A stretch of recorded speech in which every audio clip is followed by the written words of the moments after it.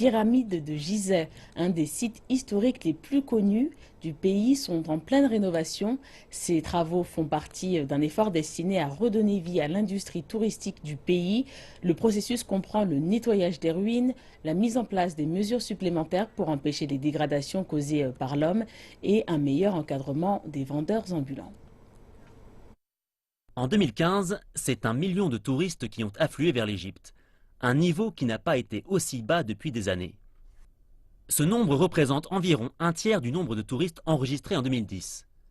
Une des raisons principales de la chute du nombre de touristes se trouve dans l'interdiction faite aux touristes russes par la Russie de se rendre en Égypte suite à la chute d'un avion russe abattu au-dessus du Sinaï en octobre 2015. L'Égypte espère que l'interdiction russe sera levée d'ici la fin de cette année. L'ensemble de l'Égypte passe par un processus de rénovation. Cela va des pyramides jusqu'aux statues sur les ponts du centre-ville du Caire. Nous essayons de montrer au reste du monde que nous prenons soin de notre héritage pour que les touristes puissent venir et admirer ces lieux importants. L'Égypte a alloué plus de 30 millions de dollars dans la restauration des pyramides. Le processus inclut la construction de nouvelles entrées, un cinéma panoramique et un train électrique pour transporter les visiteurs à travers ce vaste espace.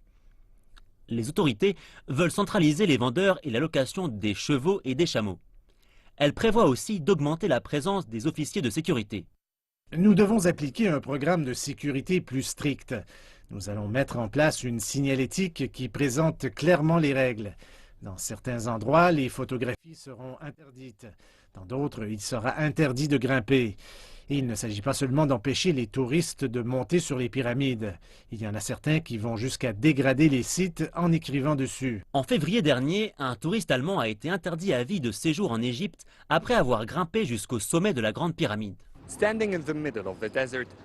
Au beau milieu du désert, il y a beaucoup à faire pour remettre l'ensemble des pyramides en état. L'Égypte espère terminer ce travail de rénovation avant que les touristes commencent à revenir, espérons-le avant la fin de cette année.